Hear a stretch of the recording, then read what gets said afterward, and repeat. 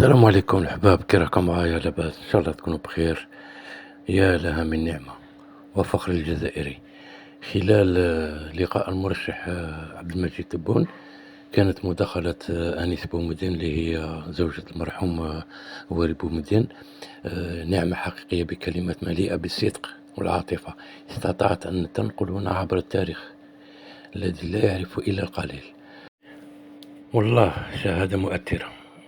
خليكم مع هذا الفيديو وتتأكدوا بأنفسكم. السلام عليكم.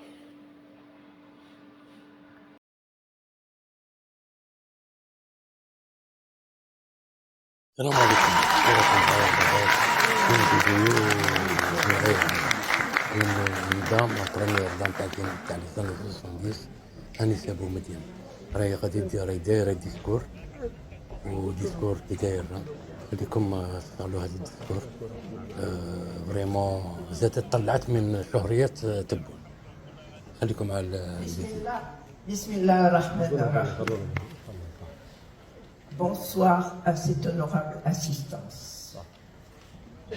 Je suis très heureuse de me retrouver parmi vous.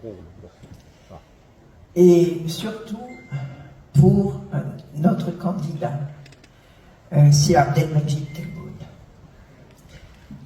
Vous me pardonnerez parce que je suis un peu fatiguée, mais j'ai tenu à venir pour cela.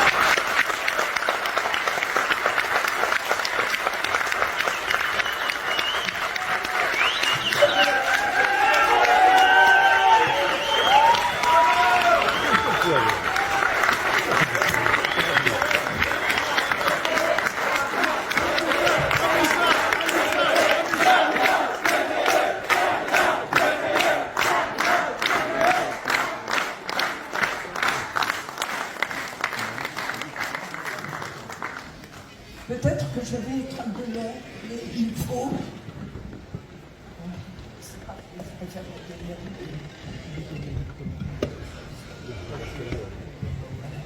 Je pense que ça peut aller. Je vais peut-être un peu longue, mais il faut que vous compreniez l'histoire récente de l'Algérie. Et que vous voyez que être président de la République, eh bien, c'est courser à choix. Ce n'est pas, évidemment, il y a plusieurs conceptions pour le président de la République. S'il veut défendre son pays, s'il veut qu'on parle en bien de son pays, eh bien ce n'est pas une plaisanterie et c'est très dur. Parce qu'il y aura toujours des ennemis, à l'intérieur ou à l'extérieur. Le problème, c'est de les vaincre, de les battre. Donc il ne faut pas s'imaginer que c'est un panier de roses. Ça n'est pas du tout. Et si on veut parler brièvement des catégories de présidents, parce qu'il y a des catégories de présidents, il y a ceux qui se dévouent entièrement pour leur pays et qui sont toujours soucieux d'améliorer, qu'on parle bien de leur pays. Je citerai un exemple, par exemple, pour ici le général de Gaulle. Bien entendu, c'est Boumedienne. Et puis il y en a d'autres qui voient la présidence comme une série de plaisirs où on peut tous offrir, où on peut tous payer. Bon, quelle était la situation d'abord de l'Algérie en 1962? Eh bien, l'Algérie est un pays avec un peuple analphabète à 91%. 91%. Les enfants n'allaient pas à l'école et tout ça. Et aussi, elle se retrouve fortement endettée par les accords d'Évian. Parce que, bien entendu, les Français, avec toute leur capacité, avaient mis les meilleurs cadres pour discuter de ces accords. Et nous, les nôtres, n'arrivaient pas à cette hauteur. Malheureusement, les Français ont demandé tout le règlement des dettes qu'ils avaient faites pendant la colonisation, des dépenses qu'ils avaient faites pendant la colonisation. Mais ces dépenses, c'était surtout pour les pieds noirs, c'était surtout pour la colonie européenne. Les Algériens, malheureusement, n'en profitaient pas. En dépit de cela, l'Algérie se retrouve fortement endettée vis-à-vis de la France. En 65, quand le président Boumedienne prend le pouvoir, parce que malheureusement, Ben Bella s'était attribué les postes de ministre des Finances, ministre de l'Information, secrétaire du parti, enfin tout ça, et pour nationaliser, les nationalisations, c'était nationaliser les restaurants, les salons de coiffure, enfin ce qui ne repartait pas d'argent à l'Algérie. Et donc voilà la situation dans laquelle se trouve le président Boumedienne au moment de la prise du pouvoir. Et il parcourra, lui, un de ses objectifs, c'était, il voulait que toutes les régions de l'Algérie soient traitées de manière égale. C'est-à-dire, en grand diplomate, quand il allait à l'Est, il allait tout de suite à l'Ouest, puis au Nord, puis au Sud. Il ne faisait pas de différence entre les régions. Et à ce moment-là, ce qu'il m'avait confié, en étant vraiment un peu déçu de ne pas satisfaire les réclamations des gens, qu'est-ce que demandait le peuple algérien en 67? Eh bien, il demandait Ta'lim li atfalina, l'éducation pour nos enfants. C'était le cri unanime à travers toutes les régions. Bon. Et Boumedienne, bien avant la signature d'Évian, avait profondément réfléchi, parce que ce n'était pas seulement un militaire, mais c'était aussi un homme politique, et qui réfléchissait sans arrêt comment améliorer, comment l'Algérie pouvait gagner plus d'argent. Et l'idée qui lui était venue, bien sûr, c'était la nationalisation des hydrocarbures. Seulement parce que avant, il faut que vous compreniez que l'État algérien, comme les États du Golfe, c'était un simple percepteur d'impôts. Sur chaque baril produit, on percevait 12,5%. On avait le droit à 50% sur les sociétés étrangères, sur les bénéfices des sociétés étrangères. Inutile de vous dire que ces multinationales, par toutes des malices, disons, n'avaient presque jamais rien. Et donc, Boumedienne a dit maintenant, il faut que nous-mêmes, nous devenions producteurs de pétrole. Et c'était un coup extraordinaire, parce que depuis l'échec de Mossadegh en Iran, en 51-52, qui lui avait valu la prison, les États du Golfe n'avaient plus osé lever le petit doigt.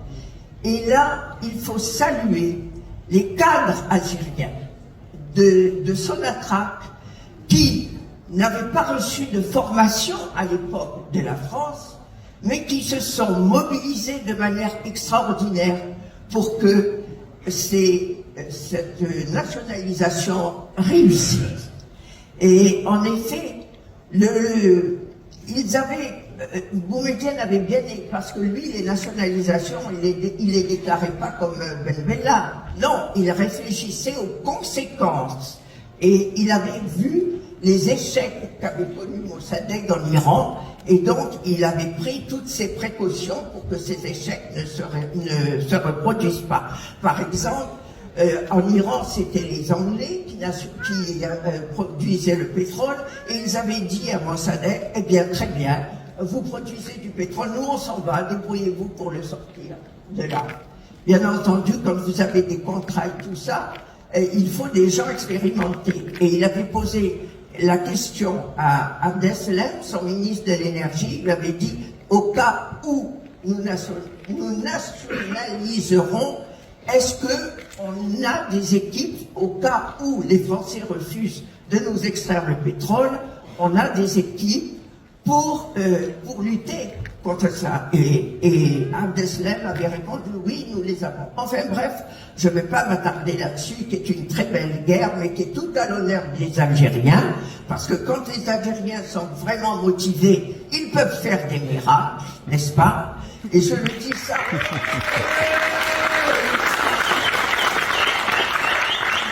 Et je dis ça en particulier pour la jeunesse, qu'il ne faut jamais se désespérer, qu'il faut savoir foncer et résister. Eh bien, il faut dire que les frères arabes avaient très peur et se regardaient cette Algérie qui allait peut-être se casser la figure. il y avait des menaces par journaux où on disait, eh bien, des journaux français qui disaient le gouvernement souhaite un gouvernement plus souple en Algérie. Nous a fait suspendre un prêt important de la guerre, mais on a résisté et on n'a jamais emprunté au FMI. Et nous avons gagné. Au bout de 6 mois, nous avons gagné. Et je dis maintenant, quand je vois le Qatar faire toutes ses dépenses, je dis, parce que c'est bien, la petite Algérie, qui la première lui a montré la voie.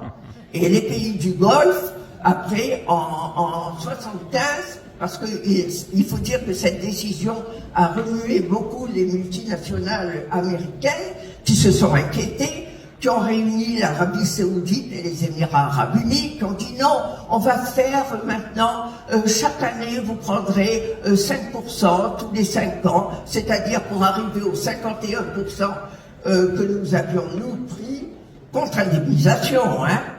Eh bien, il serait arrivé dans les années 80. Et donc, nous, on avait dit Tamim el Mahroutet, nationalisation des hydrocarbures. Ils ont appelé, le mot nationalisation leur semblait peut-être un peu trop communiste, disons, ce qui n'était pas, mais ils ont dit Moucharaka, la participation. Et bon. Enfin, c'est une histoire très belle, mais c'est une histoire dont on peut être très fier, parce que je dis, si maintenant les pays arabes ont tellement de ressources, eh bien, c'est grâce à la petite Algérie, qui n'était indépendante que depuis 62, et qui avait décidé de nationaliser ses hydrocarbures le 24 février 1971. Bon. Et puis aussi, ces Algériens ne sont pas tellement des imbéciles, comme certains pays voudraient le faire croire, parce qu'il y avait aussi le problème du gaz liquéfié. Et oui, les Algériens ont su liquéfier le gaz. La liquéfaction du gaz, c'est quoi? C'est transformer le gaz en liquide à moins 160 degrés pour l'exporter à grande distance. Et ce gaz ne nous appartenait pas depuis les accords d'Évian. Il ne nous a appartenu qu'après 1975, quand il y a eu un nouvel accord avec les Français. À ce moment-là, les Américains sont venus et nous ont dit, je dois dire honnêtement, que la première expérience de gaz liquéfié avait eu lieu en 1960 entre les Français et les Anglais. Et c'est ce qu'avait donné l'usine d'Arzou de 1,5 milliard de mètres cubes de gaz, inaugurée en 64. Depuis, il n'y avait plus rien. Les Américains viennent et nous disent, nous voulons vous acheter 10 milliards et demi de mètres cubes de gaz, c'est-à-dire le plus gros contrat au monde. Bon, on ne fait pas des usines de liquéfaction de gaz à l'avance. On demande des prêts pour la construire. Et nous, comme on était malins, on avait conçu avec ces Américains, on avait dit oui, vous nous faites des prêts, mais il faut que nous soyons d'accord sur le montant des intérêts à payer. Sans ça, on refuse. Bon. Et si bien que Boumedienne a inauguré la première usine de gaz liquéfié au monde de 10 milliards et demi de mètres cubes de gaz le 24 février 1978. Bon. Et je peux dire que par la suite, nous avions vendu aux États-Unis, à diverses villes des États-Unis, tout notre gaz liquéfié. Vous me diriez, mais pourquoi vous racontez tout ça? Parce que, hélas, alors j'ajoute aussi que notre dinar, parce que quand on produit beaucoup, normalement, la monnaie devient plus forte. Et je rappellerai à ceux qui vivaient encore en 1978 que lorsqu'on donnait un dinar algérien, on avait 1 franc et 20 centimes français. Donc, les jeunes on a multiplié les universités, les écoles, on a envoyé les jeunes se former à l'étranger. Et c'était pas le piston. Boumedienne avait horreur du piston. Il fallait que le jeune passe un examen pour voir s'il était vraiment motivé et qu'il puisse avoir cette bourse. Et Boumedienne m'avait dit, il m'avait dit, je construirai l'Algérie avec tous ces jeunes qui reviendront avec leur diplôme.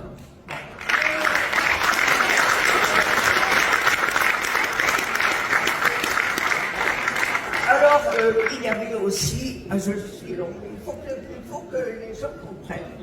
Hein? Moi, je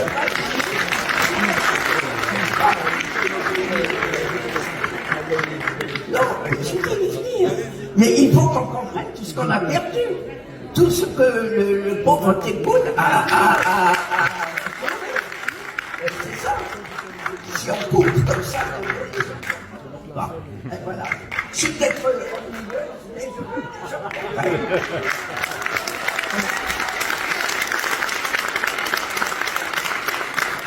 donc, l'Algérie aussi, c'était le président des non-alignés. Et j'invite les gens à lire le discours. L'Algérie avait reçu plus de 70 chefs d'État et de gouvernement à Alger en octobre 73. Et donc, elle a fait un appel après aux Nations Unies pour que le président Boumedienne fasse ce discours en tant que président des non-alignés. Et il a cité justement les pays africains, où maintenant ce pays a quelques échos, ce discours a quelques échos, de prendre en main leurs propres richesses et de les exploiter eux-mêmes. Bon. Et donc, bon, enfin, tout ça, la situation de l'Algérie était très bonne en 1978. Et d'ailleurs, Boumedienne, je vais vous dire une chose, malheureusement, qu'il n'a pas pu réaliser. Son projet était de faire pour le congrès du parti un congrès sur la corruption qui ne dépassait pas, à l'époque, entre 20 et 25%. D'ailleurs, même le journal Le Monde en avait parlé. Bon, vient un nouveau président, hein, qui ne devait pas rester au pouvoir longtemps, mais qui est resté, comme disaient des personnes, un analphabète bilingue. Et, ben oui, il faut dire la vérité telle qu'elle est. Bon, et malheureusement, tout est cassé. Alors, M. Nabi Ben Qassem demande un prix extraordinaire qui n'existait pas pour le gaz liquéfié. Les Américains déchirent les contrats, on perd tous ces marchés. Je vous dirais une chose horrible, c'est que il y avait une usine qui devait faire de liquéfaction de gaz, qui devait faire 15,5 milliards de liquéfaction de gaz. Et Chadli l'a fait arrêter à 50%. Moi, tous mes renseignements sont tirés des revues Pétrole et Gaz Arabes. Hein. On peut tout vérifier et je suis sûr de ce que j'avance. Bon, et avec cet argent-là, qu'est-ce qu'il fait? Eh bien, il fait Makram el-Shahid et Aïn Narja, n'est-ce pas? Bon. Enfin bref, ça a été un gâchis. Et le plus fort, ce qui fait mal au cœur quand on étudie bien cela, c'est qu'on voit que l'Algérie de son époque l'Algérie de son époque a eu comme revenu des hydrocarbures, chiffre de son attraque, 4 fois plus que les revenus de Boumedienne, qui avait construit des écoles, des universités, des usines. Hein. Là, il y a eu le programme PAP anti-pénurie, où on a importé toutes les saletés de tous les pays. Bon.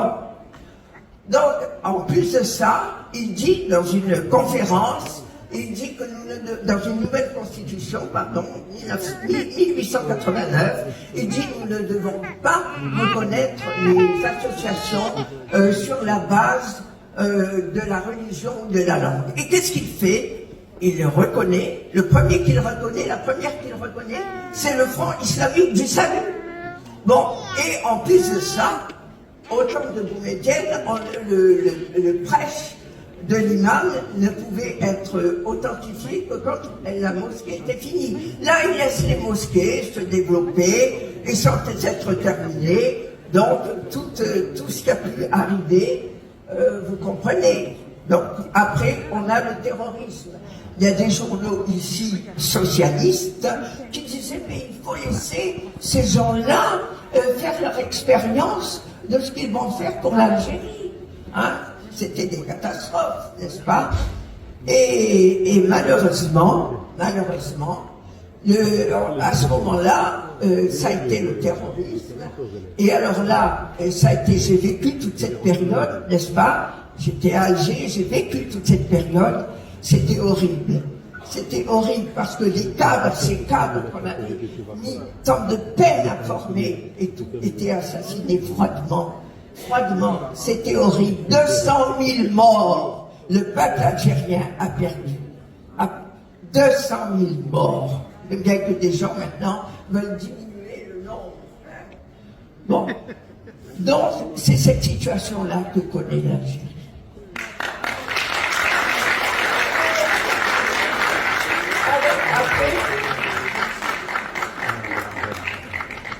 Mais j'y viens. Je raconte quand il était élu.